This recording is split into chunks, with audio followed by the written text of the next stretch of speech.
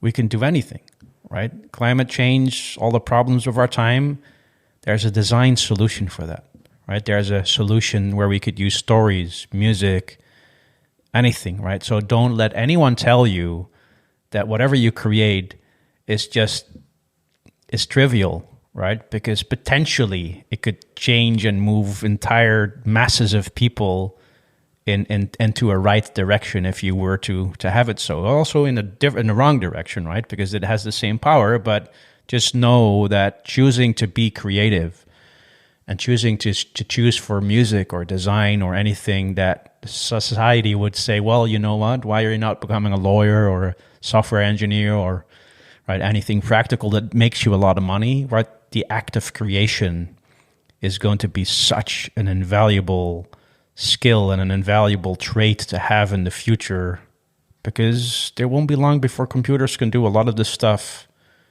and we will need creative people. We will need people with empathy and with the ability to conceptually conceive the future. 1, 2, 3, 4. Hello everyone, and welcome to the Power of Music Thinking. My name is Christoph Zürn, and this is the podcast for people with a musical heart and a wicked job. We're looking for stories, insights and tools from the big world of music to inspire leaders and followers to listen, tune, play and perform in whatever field you're operating.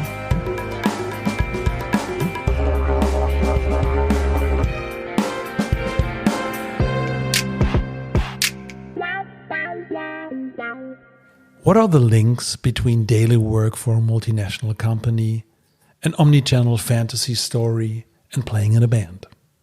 Well, my guest today is Eelko Lommers, Global Director Product Experience at IKEA, creator, designer, writer of a not yet published novel, and a musician in a post-hardcore band.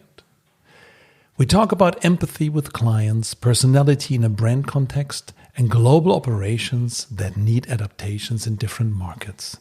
And that a lot of countries' cultures is directly related to its original music. We discuss the endless loop of listening, tuning, playing, and performing, how stories change while we tell them to the world, and how the audience plays an active role. Eelko shares with us the strategy of promoting his band with a limited budget and how this relates to a global design strategy, because every data has a context of delivery for the right moment and audience under the right circumstances. And he conveys with us some details about the novel he just finished writing. A fantasy story about magical places in Germany and mythological creatures that live in a parallel world. As an extension of the book, he plans a whole ecosystem of multi-channel media like locative art, TikTok videos, and a 3D omniverse.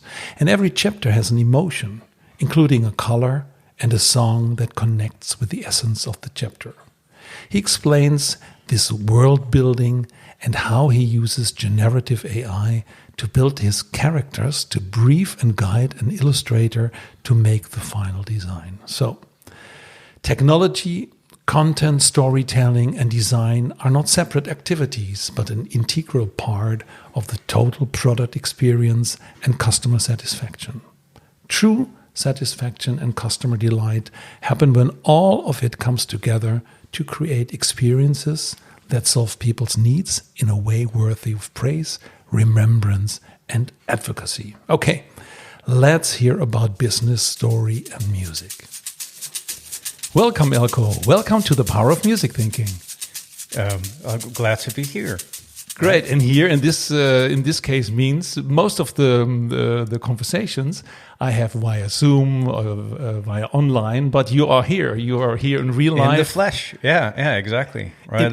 It's been a long time, to be honest, to have a podcast or record something in a physical location. Right, that's been a while, and it's a special location. So I'm in the Basis.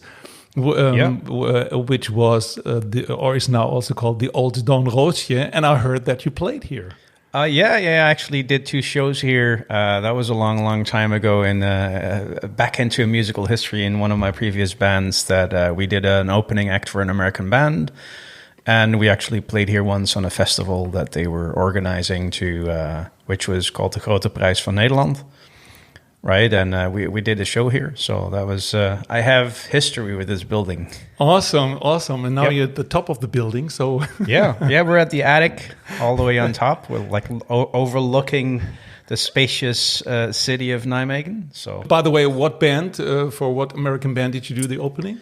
it was a post-hardcore band called El Nino, El Nyon? right? Sounds very English, very yeah, American. yeah. Well, they created metal combined with salsa and Latin American music, which is an original kind of take on it. But it was super nice. But it's been a while, right? Because the last time that the Doorn Roosje actually hosted bands and festivals, that's quite a while. They opened up a new location, and Right. now this building has turned into this creative hub with music at its heart, right? And that seems right. to Absolutely. repurpose the location for that kind of stuff, right? Cool. And here are we. So I always start with my ritualistic question. What was the first sonic experience or album or live performance that had an impact on you? Oh, wow. Well, if I look back on the first tangible experience, immersive experience I have with music, and it was a bit of a psychedelical, trippy one, is when I was younger, I bought my first PC. And that was a Tulip 286, like an old one, and I would play copious amounts of games on that. Mm-hmm. And one of the games, of course, like many of us had back in the day, was Wolfenstein. And the first recollection of music impacting me very much is having a record player, like an actual record player, and then playing the whole Electric Ladyland of Jimi Hendrix. Oh, nice.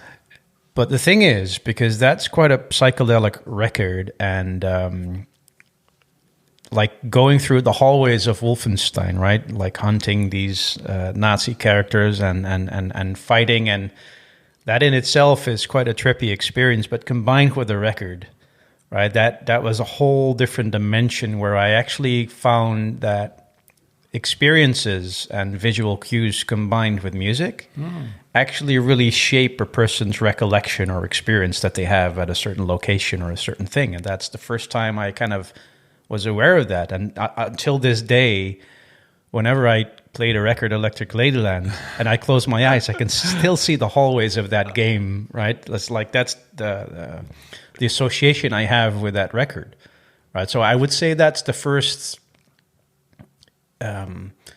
moment of impact that I had with music, where I kind of noticed how much of a difference it made, right? I'd listened to music before that, and everybody kind of in the youth, such as me, would go like with a cassette player and then like record the songs on the radio that you would love the most. And I have fond memories of that, but this was the first time that I really was in awe of what it could actually do to you, right? How music can transport you to somewhere else. And that music, in that sense, is a very compelling way of shaping experiences. I can imagine. Interesting, because there were, now we would say, two not synchronized media, because the record player, the vinyl player, and you had to flip the records after 20 minutes. And parallel, you were doing something else that visually and also sonically are related. So you made the story out of your visual senses and the hearing senses. But that is how stories work, or at least, right? My perception or my belief is that that's how story works, right? Like human beings, if there is anything that makes us different, and I think that there's a lot of writers that write about this, Harari in particular.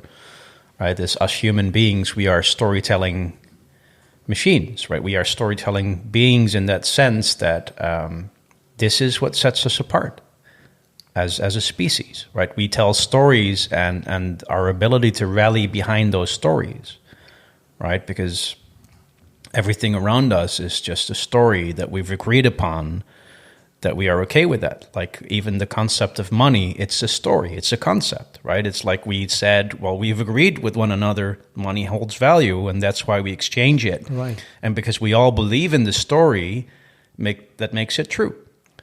So people create the world around the concepts of a story and our ability to align or believe in that same construct. But the thing is, and this is where music and design comes in, is that where music is the sonic representation of those stories, design is the visual representation of that, right? And storytelling in itself is how we convey those stories to one another, but whether or not all of these aspects align, right? So sonically, haptically, design-wise. Multisensory. The multisensory, and it could be two-dimensional, three-dimensional, any dimensions, but it will evoke a certain emotion. And if you know how to combine those aspects around the right type of story, then that creates experiences that people have, either positive or negative, right? That's in the eye of the beholder. But that's how people kind of interact, and that's also the right, the value that music has, that is as vastly underrated as a storytelling mechanism, right? Because we believe it's music and people like the lyrics and it conveys that, but the power that music has in the context of building experiences, that's tremendous. Yeah. Right, and it's very underutilized in creating all other experiences that might not have music at their core, but they need the sonic representation of the story that you want to convey. Right. And you could do that with music. You could do that with lyrics, with spoken word, with an audio, like a soundscape, a landscape, background ambient. It doesn't really matter as long as you understand what does the sonic representation do with the story, and how would you need it to tap into or to build an experience that would move people in the way that you'd like them to move. Yeah, right. I often talk about song, style, and service. And service meaning what is, let's say, the medium that you offer. And sometimes there are different mediums. Eelko, now we have a feel and an idea of your music and story. And how does this combine to what you're doing at the moment? So who are you and what do you do for a living? So at the moment, I am Global Director Product Experience Design at IKEA, which is a big mouthful, just saying that I lead design teams in IKEA to develop products and services in different constructs, right? One of the teams that I've led in the last year was the team around circular ventures, where we are looking at how to extend the life cycle of furniture. Mm-hmm. And how to reuse the materials and how to come up with a circular business model around that enables growth through IKEA, but also enables the reduction of CO2 and the waste management. I've set up the team in Core and Home Services, which is renewable energy and everything around that. And at the moment, I am helping a team to reframe what we call customer support and remote selling, which is... right. If you look at this from a traditional perspective, it's the push message and the selling, right? But yes, given that IKEA has quite a different perspective on it, it's more understanding what people need, so you can create services and value propositions that could be solved either with a service or a product or a different construct that IKEA can offer to people that would help them to create a better life at home. And you do this from out of the Netherlands. So yeah. How is this related? So you just mentioned global director. Does this mean you have teams all over the world, and you have to serve them to be a better team? So at the moment, the team that I lead is located in 3 locations: Philadelphia, Malmö in Sweden, and Amsterdam. And other teams that we connect with on a regular basis are in different locations. So we have one DXD hub in Madrid, one in Shanghai. We are building one in India now. And so there's multiple places across the world where the whole design team is distributed. But at the moment, working mostly together with the team in Philadelphia and with the team in Malmö. Ah, that's nice. If you mention Philadelphia, Malmö, Shanghai, India, and it reminds me to a lot of different kinds of music and to a lot of different kinds of cultures. Oh, yeah. And is there any relation that you see in leading a global team with different cultures, or maybe they have the IKEA culture, and how does this relate to your music experiences? Well, the funny thing is that a lot of a culture of a country can be deducted from the music that's from that country, right? Or the authentic music, right? There's always acts that transcend the country or transcend the background of the country, but specifically the folk or the original style of music that comes from a country really says a lot around how culture is built, right? Because every country has original folk music, but it's all different in its shape and form. The more southern you go, the more exuberant it gets, right? The more outgoing, the more outside it gets, right? Which also means that it's very likely that the culture there is also more outgoing, but also, like, if you look at that from a perspective of personality, it's outgoing from the outside perspective, but also difficult to get close to that, like the personal aspect, because everything happens outside and not inside. Yeah. Right. So there's parallels, but it's specifically, which is also a big topic at IKEA, is being mindful for these different cultures, right? And working with all these different people, right? Because for IKEA, having a representation of all these different people and different cultures and different choices that you make in life, right? Or the way you perceive yourself or the way you want to be identified, right? All of this is for IKEA. It matters because it shows a good perspective on how the world has organized. Yeah. And being mindful of these cultural differences and understanding that we can come up with a global whatever, right? Whatever we're developing, and we can come up with that.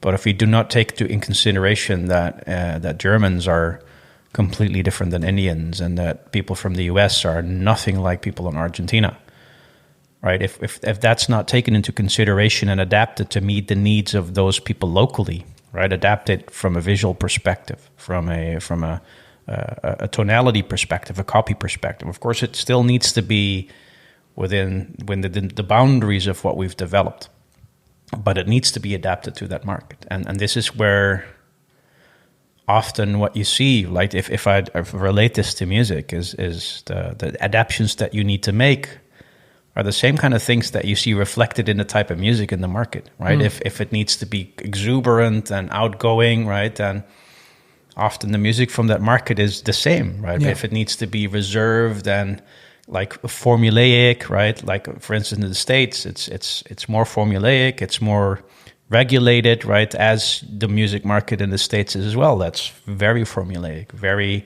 what's popular there is what we consider across the world, which is almost the scientific formula of what's the perfect pop song. And absolutely, there's like 9 writers on a song, and then 1 artist, and like there's so many people working on it just to get the formula right. Yeah. And that like they score, but it's also try a lot and fail, and there's like so little that actually comes across, and then that represents also how the market in the States actually approaches different things. Yeah. Right? It needs to be, there's safety built in, there's a lot of people involved just to make sure that the success formula is crafted and followed.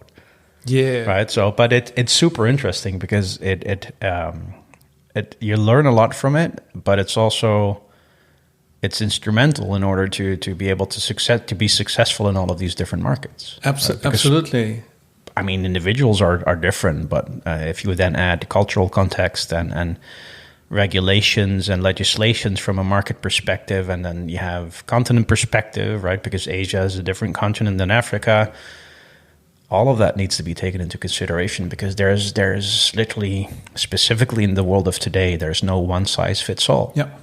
Right? It doesn't work. And maybe this was even in all the centuries before, maybe all the same, so that one size not ever every time fit at all. Yeah.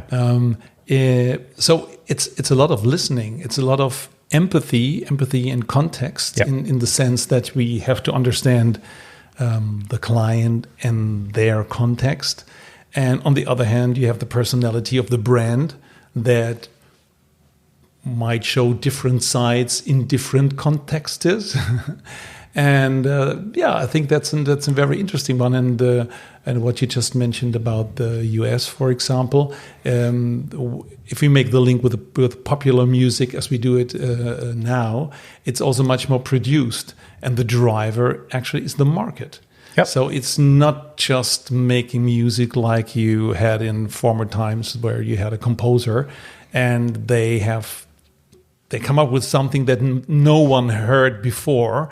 And if we would stay in classical music, would say he has to write it down in a way that other people can bring it to life, and you need a conductor to really understand and train a team and bring it out. So the driver would be much more, let's say, this one big creative, and now it seems like it's just more producing in the way so that it fits the market. Yeah, in a way it is. What I do see is that, like music, and that's where for me the parallels between music and my profession is very strong. It's there's three really important aspects of this, right? First of all, you have the craft, right? It's the craft of doing something you love doing, that you do together with people or by yourself, where you are knowledgeable, where you extend your skills, and where you do things for you, right? And where you can get really good at what you do. Then there's the audience itself, right? So you can choose to just focus on your craft and not on the audience, so not make music that people want to hear, and then you need to accept the fact that you're doing it for a smaller audience, which is just exactly as it is in design. If you're designing something bespoke because you love it and because you think that the small group of people like you would love it, and that's perfectly fine, right? But it means that it will be very likely that you won't reach a large audience because you didn't take into consideration what they would want to hear. And then there's the context of the experience around that, right? Where you can build the craft and you can mind the audience, but if you don't mind the context, right? The timing, the delivery, the aspects around the music, right? Because design is design. But if I would design a story and I would just make it visual, but not mindful of the storyline itself, the copy, or the delivery mechanism, or seeding it in at the right time, right, when it's the timing, then it will still not reach the audience in today's market, right? And sometimes, like you say, right, a lot of safety mechanisms are built in nowadays to both in design and in music, to make sure that you reach critical mass. And sometimes that leads to really original or great acts. Most of the time it means everything is, well, not to say bland, but it's not that exciting. And every now and then you have an act, like both in design or in music, that stands out because they do something completely new that people find refreshing, and then you'd see the trend of that is that works for a year, and then others will pop up that love that and start to mimic that, and then you have a whole new stream, and then it becomes the norm again, and then that becomes rooted in the experiences that we expect, right? Because expectations of an audience plays also a big part in what you create, right? Absolutely. You can create something with the intent or in mind, with the empathy of doing something for someone or for a group of people, but their expectations might be different, right? So knowing, and this is the beauty of what I found the beauty of music that has taught me just as much on design as design taught me on design, is understanding the expectations of an audience by getting out there and just sharing your craft and whatever it is they have with the world, and seeing how the audience directly responds to it, which is why I love music. Because you get the direct response that in design you might not have, because it's not like if you're designing something that you're going to watch everyone that interacts with whatever you created. And that's the beauty on music, is that you get to experience that. You get to stand on a stage, do your thing, And then there's an audience that gives you a response, and based on that response and how they react, and maybe one show you did something slightly different and everybody loved it, and they go, oh, that's interesting. Yeah, right? It's right. the same craft, but the delivery, the experience that you're delivering is different.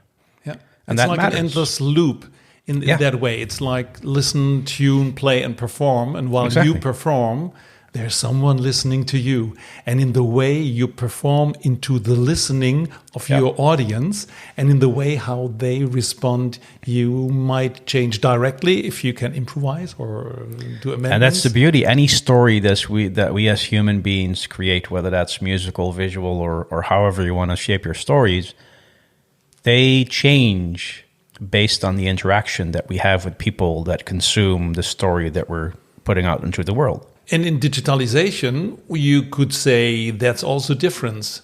So because you can measure everything, and let's say if we do perform as a digital product, or as a digital service, and if we listen very, very, very focused, and listening means listening with your whole body and also with the whole body of an organization. So it's like the multisensory listening, and then you would get information. That's the quantitative part. And you have to make some kind of sense out of it. Why do they do it? Because data only tells you that it's happening that way. So it's also good to understand. And in that way, I think it's very comparable with learning music and producing. Well, the data in the end are the ticket sales, right? It's like the amount of people that visited a concert, the amount of like tickets sold, the amount of CDs sold, the amount of people that like your music, the amount of people that followed you on Facebook, right? It's the metrics that show you, or that give an indication on how people respond to what you put out there, right? Like in design or in digital product development, it's the same, right? As if people connect to your product and there's metrics to show that people are moving in a certain way, that's an indication, right? But it's only an indication because that needs interpretation. Yeah. Right? Because in the end, if you don't analyze the data, you might like assume that you sold all of those tickets because they loved you, right? But if you don't take into consideration that you were the opening act of a really big, famous band, that is contextual to the success of the metrics, right? That needs analyzation. You need to analyze that. Yeah, right. Right? That's not something... It's a difference between listening and understanding. Yeah. And data is tremendously helpful. It's magnificent, right? Because it allows us to know things that we were not knowledgeable of before because we simply couldn't measure it. And now with the data, right, not just in design, but in music as well, we understand better how people respond to things and when they respond to it and where they respond to it. I remember, as an example, when my previous band that I'm in, we released a video. Would have been 5 years ago now. And what kind of music was it? It's a post-hardcore band called Phoenix Ashes. Phoenix Ashes. Yeah. And what we did, or what I used, is social engineering to promote that video. Of course, by after that, a lot of bands kind of picked it up. But what I did is I tapped into the community. And I said, look, we're an up-and-coming band, and we'd love to get 300 shares of our new video. And then people started sharing it because they wanted to support underground music. And then I started promoting it, right? Because I knew from the algorithms, and that's the context, right? The mechanism is like we did the craft, we looked at what we wanted to achieve. And then the contextual thing was I promoted that knowing that it would be shared, or it was shared, and I promoted it because it was shared. The promotion was much more effective. So what we did is we looked at the metrics and said, well, in order for this to be picked up by an algorithm, right, that shares it naturally without us paying for it, we need to get quick and large volume.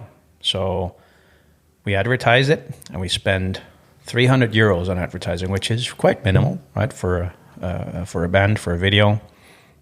And the purpose was to get the maximum amount of leverage out of it. So what we did is we promoted it for 4 days in as many markets as possible, but we really targeted it well to similar bands and people that loved underground, harder music, and focusing on markets that we would expect to. So let's say a clear market segment. Yeah. So the market is South America, Western Europe, States, Australia, Indonesia region, because we knew, right, or we expected it to be more popular there. Right. What platform did you use? We used Facebook and Instagram. Ah, right. okay. And then what happened then is within a week we found that there were 3 markets that were actually outperforming the rest, right? Which was Brazil, Indonesia, and Germany. Wow. So we focused all the budget on those 3 markets, Okay. right? Just to make sure that we would get the spread and the leverage and we would get more shares. So for 300 euros, we ended up getting 500,000 plays, over 1,500 shares, I think 72,000 likes, I don't know how many comments, and a lot of followers on our other platforms. Right, and this is the contextual side of data, is like without having the metrics showing you exactly what is going on, you cannot take action on it. And it's just like a hypothesis that you will only be able to prove over time, and data allows you to make quicker decisions on that. But they always require context, right? Regardless where you use data in itself is just ones and zeros. Yeah, it just absolutely. gives you what happened. It just doesn't tell you why it has happened. Yeah. And that's important. And you can just say every data has context. Yeah. So just to know that there is data is what you just said. Not exactly. interesting. Yeah. So, and this is, again, the parallel with design and anything is there, that if you are able to measure what happens, and you'd be able to test out and hypothesize why it has happened, and you put it out there with an hypothesis, and you test it, and you try it, and you try different things, and you fail, right? Hopefully you'll fail a lot, because it means you learn a lot. But you'll try all these things until you find, for this particular period in time, for that segment, for that market, this works. Because the funny thing is what works today might not work tomorrow, because tomorrow the world is different. Right. And this is not just in design or in product development. That's in music as well, right? You might be super popular today, but tomorrow there's another thing that's popular, right? Or maybe today it's picked up in the States, and then it takes half a year for it to land in Sweden, the Netherlands, Belgium, right? Whatever. And that just takes time, right? But you need to know where to focus on and what will happen, because the world, it's a continuous effort of being in touch with what you are doing and how you are delivering that context of what you're doing to the world out there where you want to share what you want to share, right? If you only focus on your craft, there's less of that. But even artists that are independent, that say they're absolutely not commercial in any way, they will have a need or a sense to be able to document or share their music, whether that be a really small audience, whether it's just for yourself, right? It's still the urge as a human being to create these stories, either by making art, by designing, by making music. And first you do it for yourself. But if you only truly would do it for yourself, there would be no need to record it. There would be no need to actually hang the painting on the wall. You would just paint and then destroy the painting, because there's no purpose to the painting. There's no purpose of keeping the idea if you only do it for yourself. So the fact that you're saving it means either you want to revisit it one day, want to look on it, want to enjoy your craft, enjoy what you did, or you'd like other people to see it. Whether or not you want to commercially benefit from it, that's a different story, right? But if you are out there creating art for anyone in this world, whether that be small or large group, that comes into play, that contextualization of how do you deliver whatever you do at the right moment for the right audience with the right context under the right circumstances. Right. And we often look for, especially for, let's say, the hidden champions, the not yet artists that break through. And I just want to mention that every trend has a counter trend. So if everybody is now talking about that one thing, whatever it is, you will know there's something else that will start maybe right away and go in the different direction. And this also means, I think, for music and or for being successful in music and also in business, there are no best practices in that way. You just can tell the story of the data, and data means always information from yesterday and beyond. So that's the interesting part. And also, data is always looking back. It's looking back and predicting what might happen. But the predicting is always a hypothesis that you'd need to go out and prove, and then know what you want to measure in order to see whether that has happened, what you predicted what would happen. But it's like data is always looking back. The same as generative AI, that's like a big topic at the moment. That's also, it's looking back at what has been done and reproduces something that has been already produced and condenses that into something new, but what is produced is not new. It's based on what has been done. The same as data produces results of the past, right? And to utilize that to produce something that is the future, that always takes human beings, right? That's why it takes human beings to predict or to understand what we need to do with the data, just as much as we need human beings to understand what we can do with generative AI to create the world of tomorrow, right? However you want to put that. And music, the same thing, right? If you do not take what you see today and then do a counter movement or go in a different direction and try something new, you will never get to a new place. And the beauty of music is that from a mechanical point of view, right? So all the scales, all the rhythms, all the constellation of chords, all the movements in music have been done, period. There's nothing that is truly original, and we cannot, right? Because people have been making music for as long as there were people. So anything has already been done. It's just how you deliver something. And this is why the experience of music is so important, is your delivery and the timing and the context of how you deliver it to whom.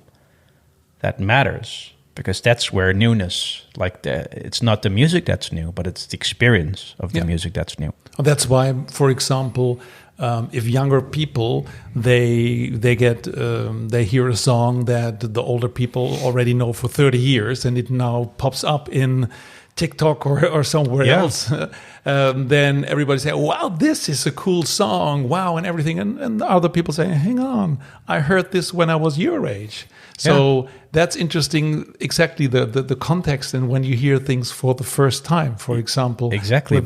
With the cover versions, some people know a cover version earlier than the original, and then they think this might be the cover of the cover. Yeah, and in the end, it doesn't really matter that much, right? Because it's the essence of the creator. Right, so whether it's a cover or not, it's the originator that created the first piece of art that made it relevant. And if then somebody covers it for a new generation and it makes it relevant again for that generation by adding a new context to it, it's just as valid, right? Because the previous, the person who wrote it first also got inspired, right? And there is sometimes a thin line between being inspired and basing things off of like creation of someone else. And even though that everybody loves to create their own things, I truly believe that specifically in music, there's nothing wrong with being heavily inspired or even duplicating what other people have done before you, but creating a different experience with it. Absolutely. Right, because no matter, even if we look at really innovative musical artists like Tigran Hamasayan, for instance, right, he uses polyrhythm in a free-form music constellation, but uses components from gent metal, jazz, world music, and adds like this polyrhythm and musical madness to it. But individual, the mechanical components are not different. It's like he's doing anything else than some of the composers before him. But by creating the experience around it, the atmosphere and the contextual timing on now he's doing this for an audience, and the world has gotten bigger, right? It's not just the audience that used to listen to that kind of music, right? Because the music spreads a lot further than that, which gives it the different context. And you don't always do something just for the market. Okay, everybody would like to have an audience, and if there's a bigger audience, then there's also a different model. But it's not. There's no guarantee. Well, but that's the thing, right? Often new context around existing music arises out of people that want to create an experience first and foremost because they would like to see where the experience takes them, right? It's where they can convey their craft in a way that fits them. And if then an audience picks that up, then there's something new that happens. However, if you build music on a formula, right, that it's not so much about the experience but about the formula, which happens quite a bit in pop music, and there's nothing there. There's nothing wrong with that. It's just a different approach to things. That's perfecting a mechanism that we know of that works. Yeah. Right, and this is when something new arises and somebody else takes that and perfects it. That's why the first people that often try out a new musical direction are never the ones that historically become the biggest artists in that musical direction. That's usually when there's a lot of writers and a lot of people come together in the room looking at the formula, looking at the data. I was like, why was that doing so well at this particular point in time, given that context? They analyze that and go, well, if we know that, we can optimize that, right? If we need to tweak this and that, and then they get an artist in to reproduce that, which is pretty much like not necessarily copying one-on-one what the previous artist did, but it's borrowing everything that made that unique and successful and to create a new musical direction with that. It's a little bit like Apple didn't invent the phone. So but understood what was going on and what was possible. Even more so, Apple didn't even invent the smartphone. Actually, was this really smart guy at Nokia that, I believe it was Nokia, that invented the smartphone and presented it to Nokia. Nokia was like, well, not having it. And then he went to Apple. Right? It's either Nokia or one of the other companies that were just like that passed. Even the digital camera, right? It's like the digital camera was sponsored and funded by Kodak. But when the time came that it turned out that they could actually make it work, Kodak said, nah, if we do this, right, we're going to cannibalize our own business model. So let's not go into this. And that was the downfall of them. So there's the business decision was killing the new. I heard last in an interview with Iggy Pop and Brian Eno. They were talking about the 70s and about music that when Bowie was working on Low and Heroes, and also with Harmonia, with the German krautrock and experimental bands. And then they had that quote like from, oh wow, this was really cool making music without the business model. And nowadays it looks like that you first want to read something and then it's just a means to an end instead of just trying something. But that's the biggest opportunity for everyone who's listening, just starting up with something. And also Van Gogh. How many paintings did he sell in his lifetime? I think it's 2.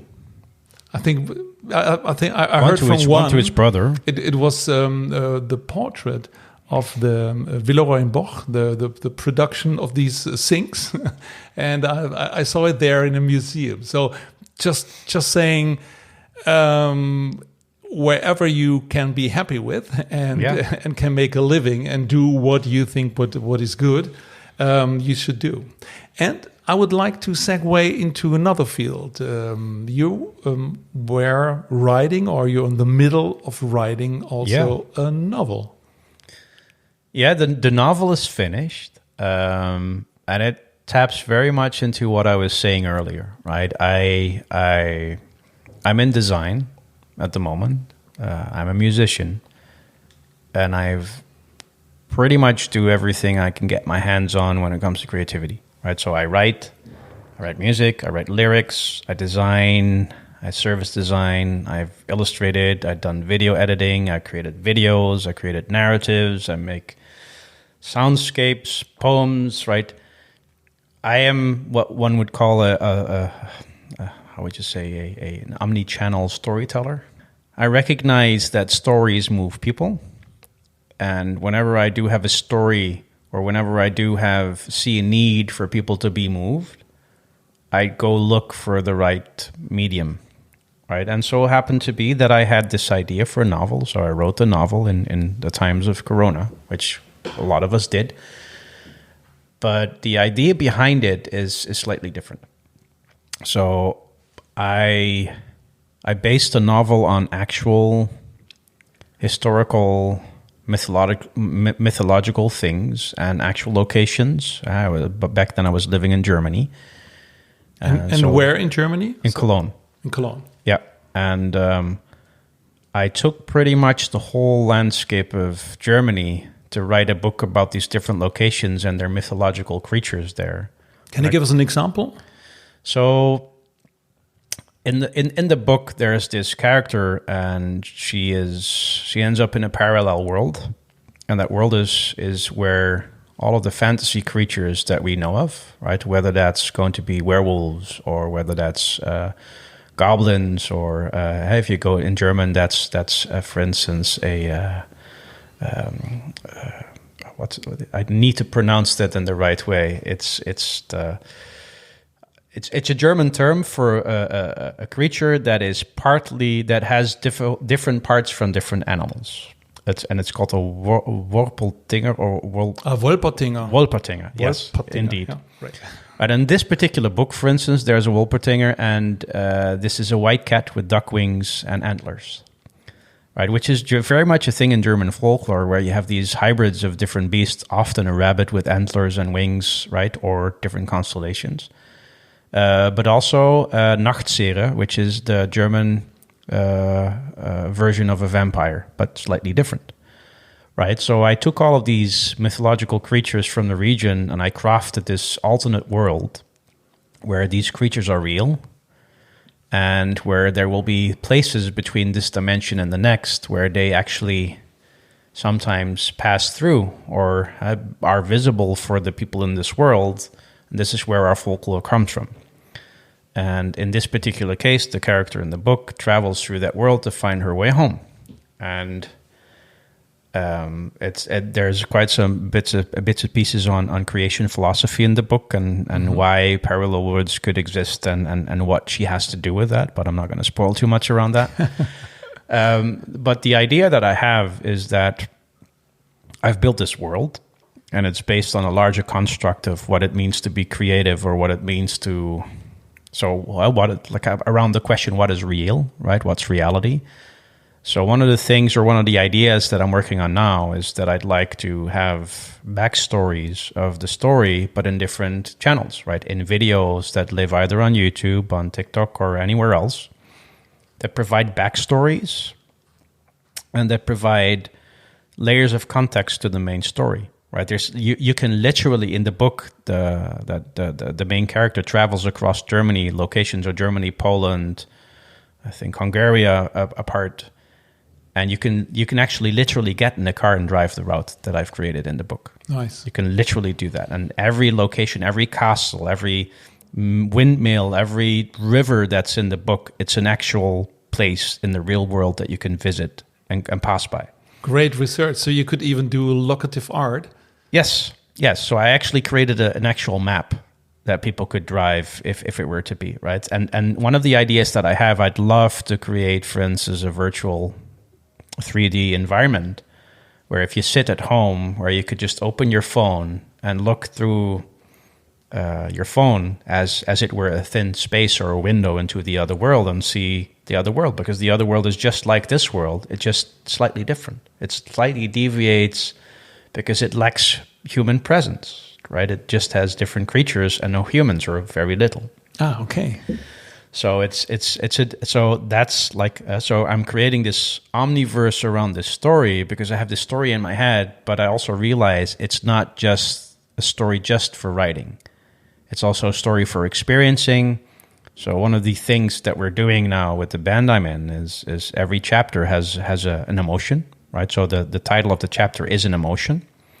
We've selected a color for every emotion, And the idea is in time to create a song for every chapter that kind of takes the essence of the chapter and builds a song around that, which on one hand could be like dynamic black metal because like the emotion could be hate, right? And another where it's let's say peacefulness, or an emotion that's less aggressive. It could be really mellow, really spun out music that fits the color, that fits the chapter, and we would create a video for that particular. So we create this ecosystem of a multiverse around the concept of a multiverse in the book, right? Just to make sure that once we've created that foundation, that I can then hopefully at a certain point just open it up and say, like, this is the world, right? Of course, the core essence in the book and the characters, I'm going to continue on that because I'm writing the outlines for a second book at the moment.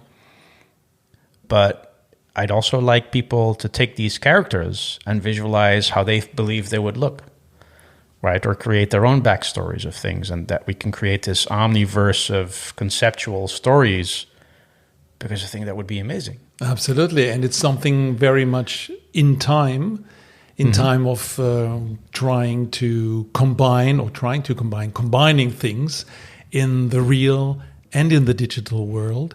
Yeah. And I even see, I think it's very obvious that these all things are connected together. So we just started with the IKEA and the world and the different kinds of the world, and how the products, the global products and services will come out, combined with the music and also with a novel that is a novel story that can be, maybe there would be even a story where they go into a certain shop to buy a certain thing.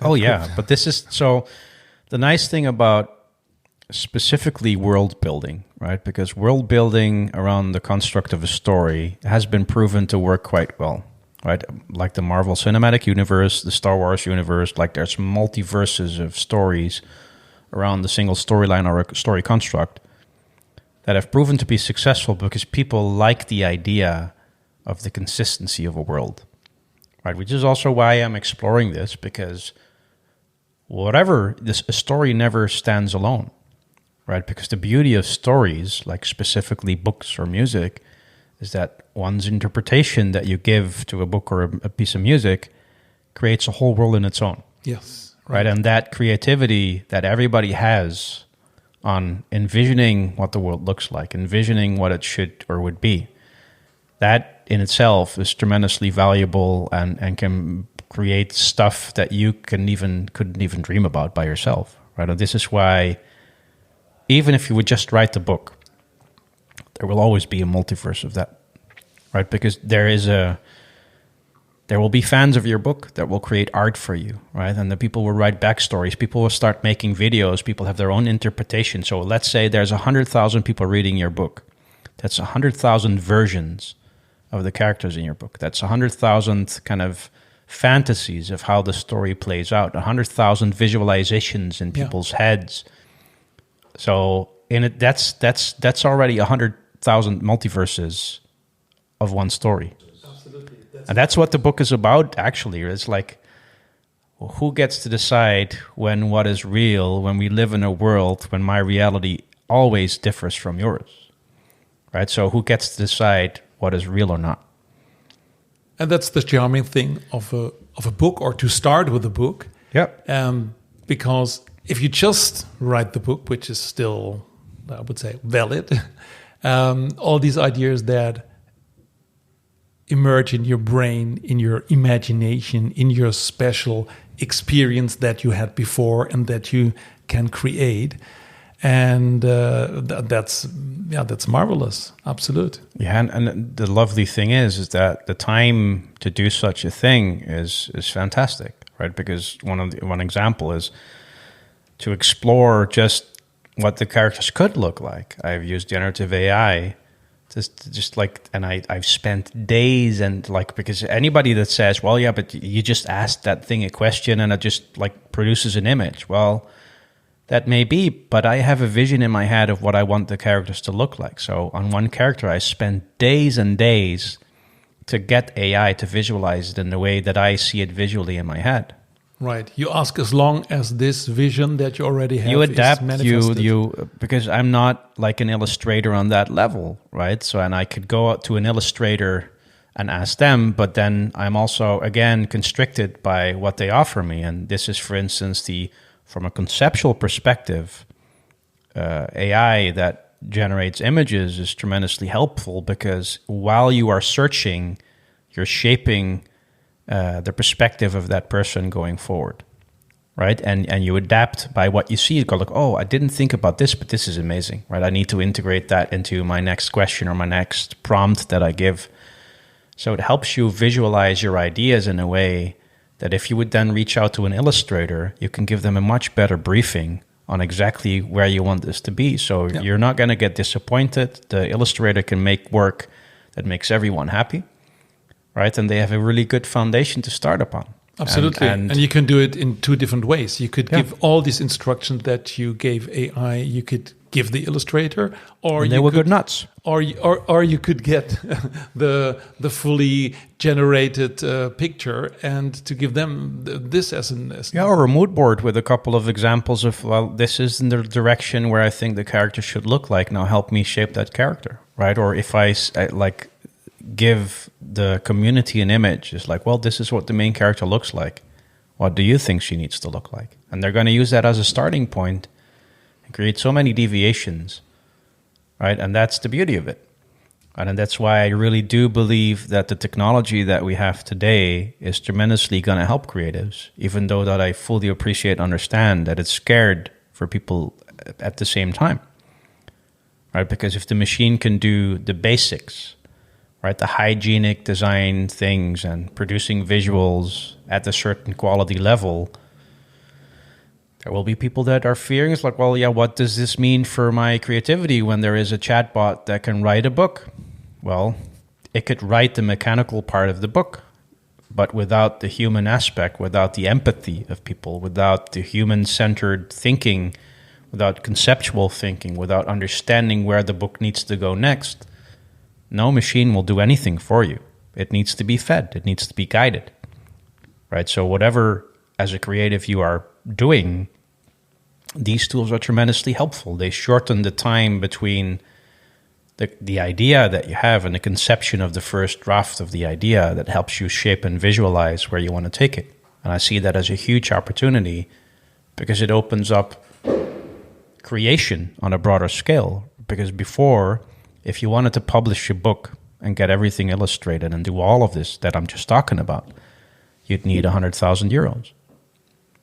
Because that would what you would spend on all of these different people. And I'm not saying they're not worth their money. I'm just saying that's not affordable for everyone. So you need to first achieve a certain amount of success before you can even afford to think in those directions. And in today's world, we have so many tools available that we can actually craft these immersive stories over so many different touch points that it allows people that are creative, that are starting to make an impact with stories that move people. And this is what I think is really good about these developments. They need to be regulated, yes, right? They need to be taken as tools and not as outcomes.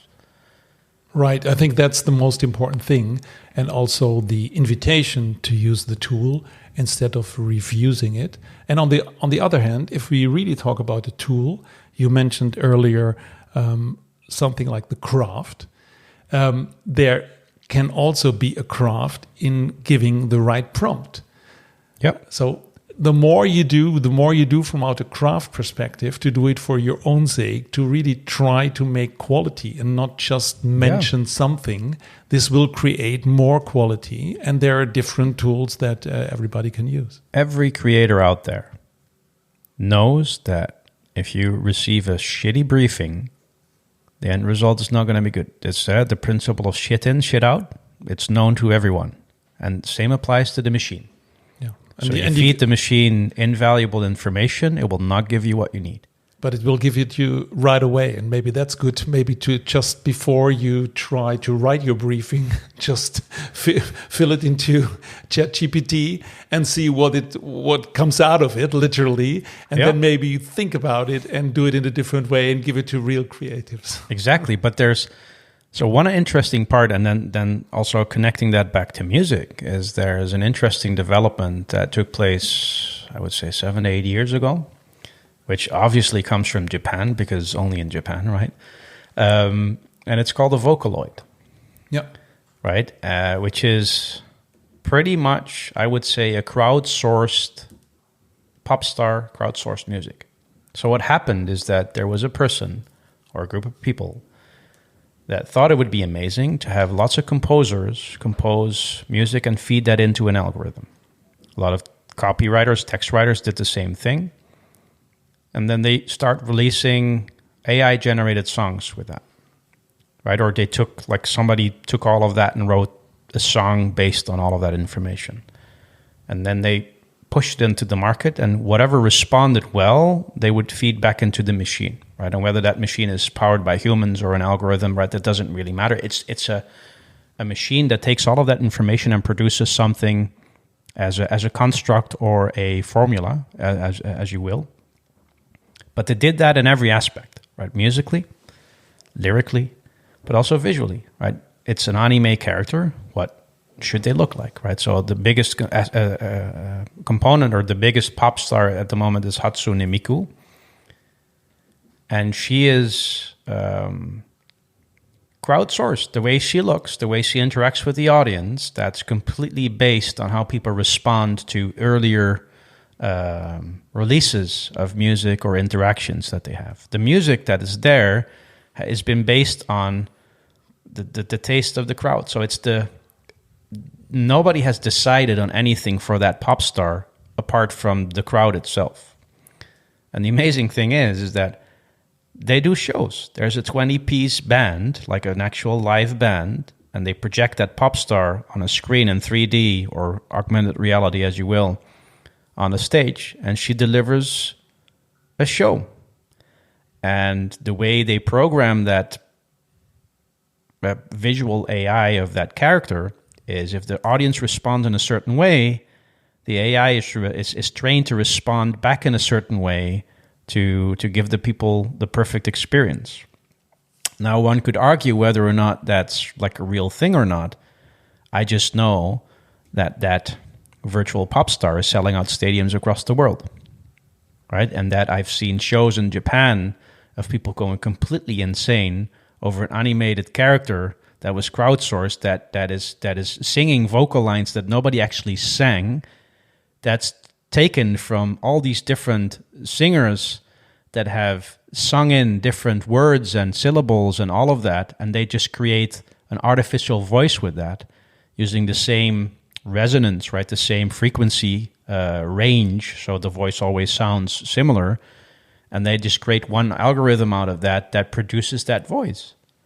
Right, so the voice is not even real. Maybe some parts of that are, because there was a singer that sang that in and just happened to come close to that. Right, there's material and there are creatives that they're lending their voice. If they look at all of the things that are recorded, and there's this one female singer's voice that resembles exactly what the algorithm would put out, they deconstruct that voice, and it's going to be the voice of that singer, but with aspects of all the other ones, right? With mimicry and vocal presence of these different singers condensed into one algorithm. And one could argue, well, but that's not real, is it? But then again, what is?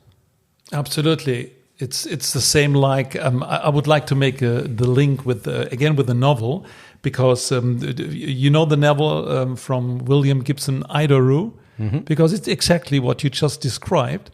But he wrote that book 20 years ago. Yep. And also when we talk about the metaverse, which is a name that Neil Stephenson coined in beginning of the 90s. So I love to read, let's say, speculative fiction. Yep. And I think that part we could also use. I think one of the most famous quotes from William Gibson, it's like, the future is already here. but it's not evenly distributed. So some people already are doing it, and some people are somewhere else.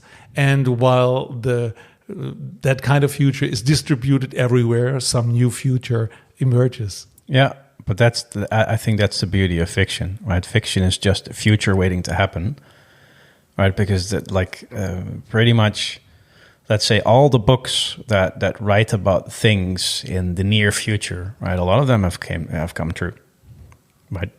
When it's about, well, you have science fiction, right? Where it's probable, and then you have speculative fiction, but then you also have fantasy fiction, right? Which, of course, the probability that elves and trolls will ever walk this world is slightly lower than the other, like the speculative or scientific fiction. But it's an exponent of the creativity and the fantasy of the human mind. Right? And that's what I like about stories. It just conveys thoughts that people have. And this is also why the metaverse and these kind of concepts, they're not new. People have been thinking about the concept of the metaverse since there were people, right? The Greeks and the Romans, even before that, the Sumerians, right? They wrote about these parallel worlds or the idea of gods and things, and that would come down from the heavens and change the world as we know it, right? All of that is just exactly like the metaverse as a space for you to be in virtual Valhalla, to be who you want to be, right? Resembles like the old age idea of heaven or the next life or a different life where you could be the perfect you, right? So the idea is not new. It's just technology and the way humanity progresses in the means of delivering the story, right? Because there's an article online. I'll send it to you. It's about the two-string theory that talks about it's either definition or availability, right? So that's what is called distribution. Yeah. Now we will put it in the show notes. Yeah. And also from William Gibson, he also wrote later books, that are in a parallel universe, and you can go back and forth. But then you get, I think he called stubs. So if there's something changed, so you get like in a mind map, you get different variation of the same. So this even means that not the future can diverge in different direction, but also your past. Oh yeah, so whether we believe in the concept of a multiverse or not is irrelevant because we're already living in one, right? Because your reality is vastly different than mine. Right, or anyone else's, right? Everybody is living in their own heads. Everybody experienced their life the way with them as the center person in the story, and no one else experiences it like that. So with almost like 9 billion people or something living on this planet, or was it a lot of people, right? With all of these people on the planet, we're already currently on this world experiencing as many multiverses as there are people. Because each of our experiences are different, and being mindful of this also helps us to create things with that in mind, knowing that no matter what you do, no matter how you control the music you create or the story that you make, people are going to make something out of that. Whether you like, it's not they're doing it consciously; it's perception, right? That's the way they experience it, and that just is an amazing concept, right? Just to understand to have true empathy is impossible, because true empathy means that you get to understand and exactly know what it is to be the other person, and we will never be able to get there. But this is something, and this also, it comes back in that the two-string theory.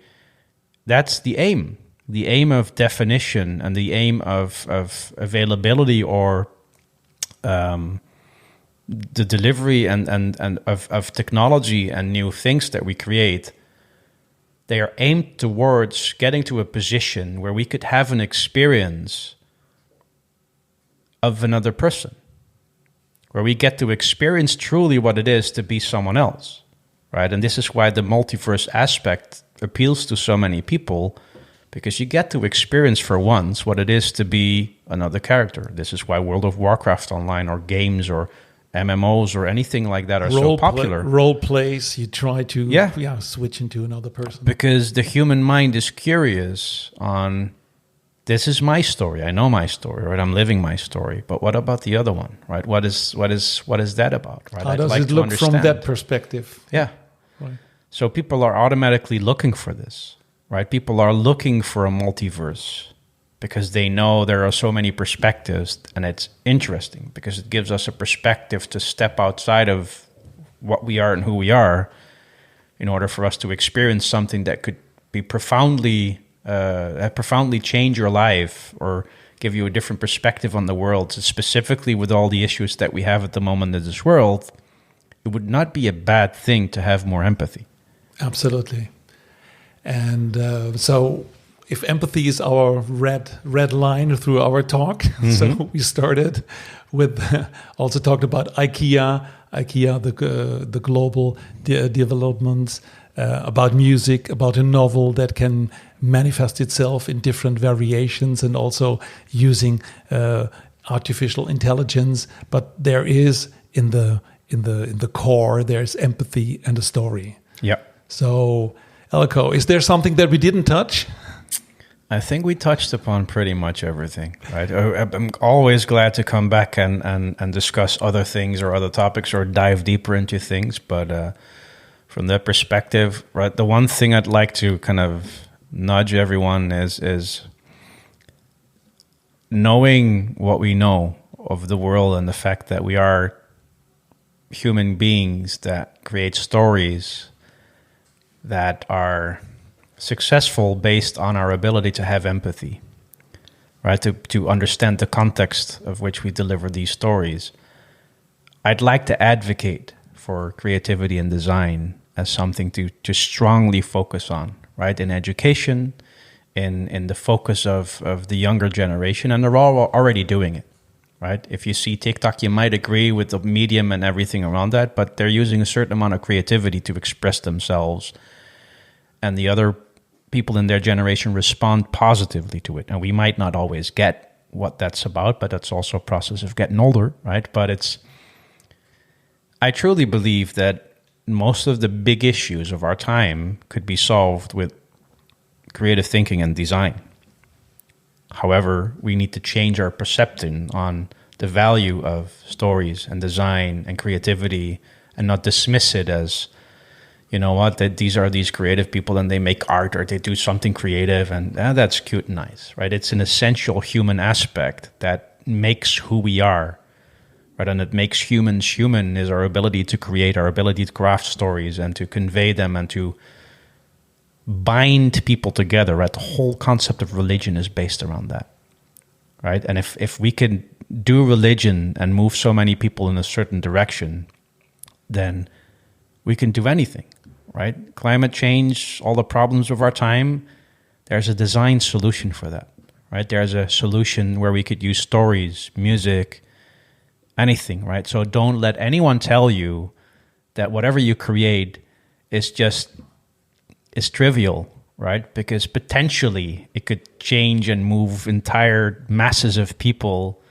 into a right direction if you were to have it so. Also in the wrong direction, right? Because it has the same power, but just know that choosing to be creative and choosing to choose for music or design or anything that society would say, well, you know what, why are you not becoming a lawyer or a software engineer or, right, anything practical that makes you a lot of money, right? The act of creation is going to be such an invaluable skill and an invaluable trait to have in the future, because there won't be long before computers can do a lot of this stuff, and we will need creative people. We will need people with empathy and with the ability to conceptually conceive the future and where we need to take this, and to use philosophy to talk about the human condition and whatever it is that we do or need to do on an ethical manner, on an inclusive manner, and how we shape ourselves as humanity. We don't need all these technical professions for that, right? We need creativity and empathy and design and all of that, right? So that was the last thing I had to say. So the circle is round. thank you for coming to a place where you have been before, being creative on the stage, playing as a musician. And now we talk about from the business world to the music world to ideas to virtual worlds. Thank you very much for coming to the Power of Music Thinking podcast. You're welcome, and lovely to be here. Thank you. Thank you so much for listening. I really appreciate this because listening is one of the top leadership skills, and I feel honored about this. It is my mission to find, create, and share inspirations for meaningful collaboration based on music analogies. If you want to support this, please subscribe to the podcast, give us a rating, or write a review on iTunes or Spotify. And more inspirations can be found on musicthinking.com. We have a blog, and you can download the Music Thinking Framework. And finally, I would love to hear your feedback. And if you need help with a business challenge, please reach out to me via email podcast@musicthinking.com.